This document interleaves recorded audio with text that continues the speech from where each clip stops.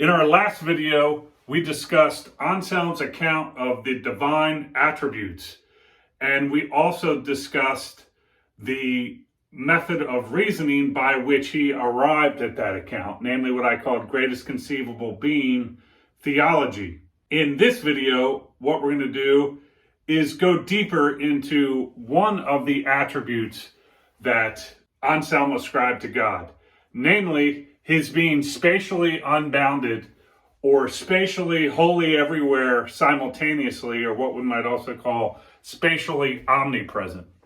So then what we're going to discuss today is Anselm on God's spatial omnipresence. And this is in chapter 13 of the Proslogion. So let's begin our discussion by talking about the different kinds of spatial presence that Anselm identifies. The first kind we're going to talk about is a presence in space that's completely bounded.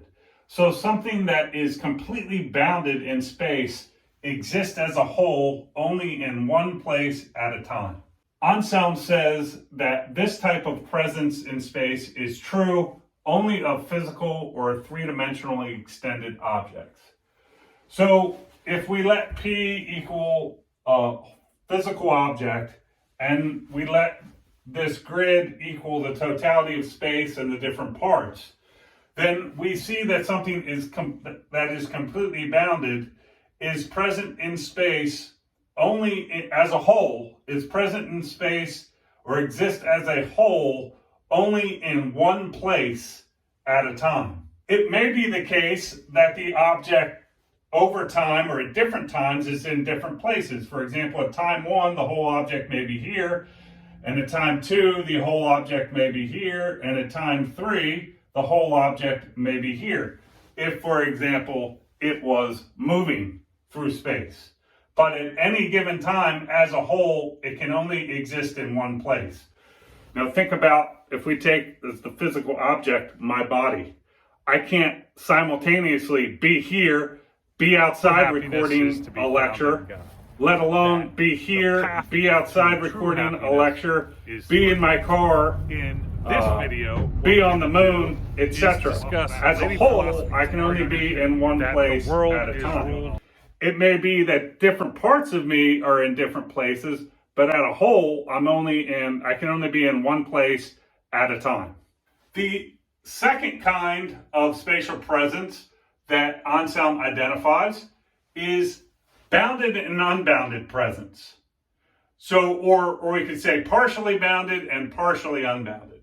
So something that is both bounded and unbounded in space, when it's wholly in one place, it can at the same time be wholly in another place, but not everywhere. And Anselm says this is true of created spirits or souls. So again, if we let this grid equal the totality of the space and each of the parts of the grid to equal different parts of spaces or different places in space, and we let S equal a soul or created spirit, then we could represent this type of presence as follows. The whole soul, not a part of it, but the whole soul can be both in this part of space and in another part of space simultaneously. And Anselm thinks that your soul is present in space in your body in this manner. For example, if we let, again, this grid equal the totality of space and the different parts of the grid to equal different places in space or parts of space, and we let this right here represent a human body, Anselm takes the whole soul to be present in all the different parts of the space in which the whole body is present and the parts of the body is present. So your whole soul is present here, here, here, here, here, here, here, etc. at one and the same time. He gives an argument for this in chapter 13 of the Proslogion when he says, but something is both bounded and unbounded if, when it is wholly in one place, it can at the same time be wholly in another place, but not everywhere. And this is true of created spirits. For if the soul as a whole were not present in each part of the body, it would not as a whole sense in each part. Right? So, as a whole, you or your soul can sense what's going on in each part of your body simultaneously. He doesn't think it's part of your soul detects part of it happening in your body and another part of your soul detects another. You, your mind, your soul is as a whole able to sense what's going on in each part of your body simultaneously, and that would only be possible if it was wholly located in each part of your body at once. So again, souls can be wholly present in multiple places at once, and Anselm takes the soul to be present in the space in which the body exists in that manner. But given that they're partially bounded, they can't be wholly everywhere at once, just in more than one place or part of space at once. So the third and final kind of spatial presence that Anselm identifies is what we might call a presence that's completely unbounded. Something that is present in space in this manner, we might also say that it's omnipresent. So to be completely unbounded in space, or to be spatially omnipresent, is to be wholly everywhere at once. Now, Anselm says that this is true of God alone. This is the way that God is present in space.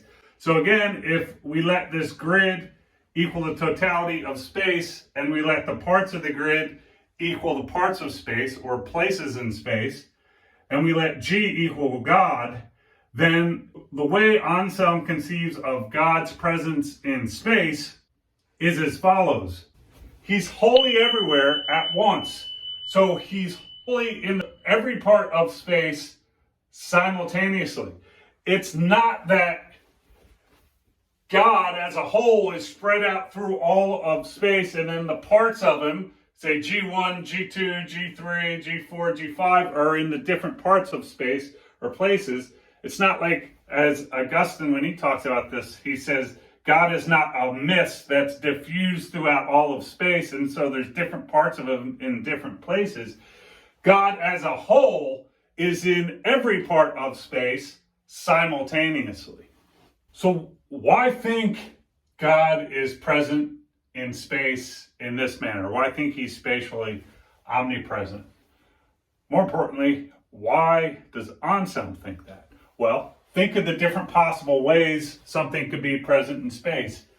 Completely bounded, that's to say, something could be in space such that it can exist as a whole, only in one place at a time, or bounded and unbounded in the sense that when wholly in one place, it can at the same time be wholly in another place, but not everywhere simultaneously, or completely unbounded or omnipresent, something that's present in space in that manner can be wholly everywhere at once or simultaneously.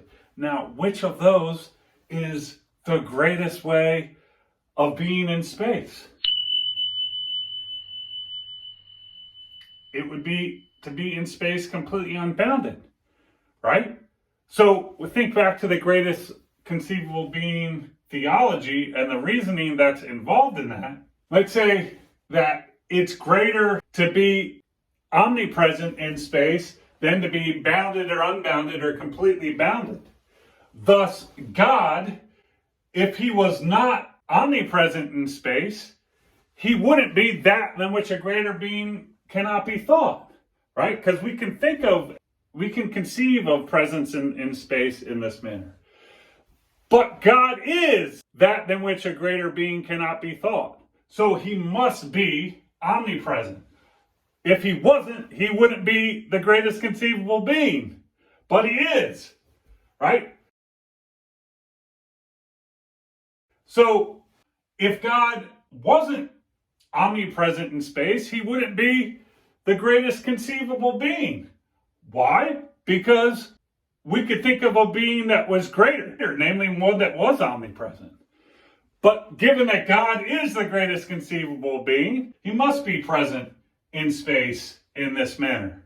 Now, there's more to say about God's presence in space, and I'm going to say a little bit at the very end of this. I'm going to complicate this a little bit at the end. But what I want you to get down for now is just the basics of the different kinds of spatial presence that Anselm identifies, the different types of objects which he thinks realize that presence, And I want you to think for yourself again about the reasoning by which Anselm comes to take God to realize this type of presence in space. So in this video, we had a deeper look at Anselm's account of spatial presence, the different kinds of spatial presence, and in particular, what he means when he suggests that God is omnipresent in space or completely unbounded in space.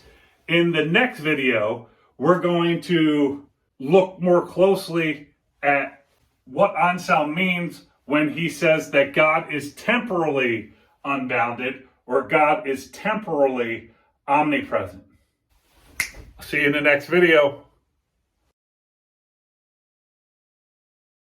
Okay, so here's how I want to complicate things a little further about God's omnipresence. This is kind of bonus stuff.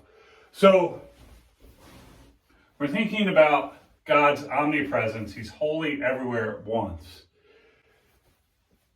And we take this to be the totality of space, and G to equal God, and different parts to equal different places in space or parts in space. Well, notice the way I want to complicate this is it's not just that God is here as a whole simultaneously. If we take this part of space and this part of space together, that's a place. So at the same time, God is wholly here. And the same thing for this. And the same thing for these two. And these two. And these two. Well, then we can also make this, and this as a part of space. So God is wholly here, and God is wholly here. And we could make this, and this, and this a part of space. So God is wholly here. And this whole space, all of it as well, is a space. So God is here. Right? So and so on for all the different combinations. Right? He's wholly present in every possible part of space simultaneously, and as well as the whole of space. Because again, that would be the greatest possible way to be in space. Now, there's one more complication or challenge that someone might bring, that actually I would bring, to conceiving of Anselm's account of God's presence in space in this manner, either the less complicated or the more complicated picture here.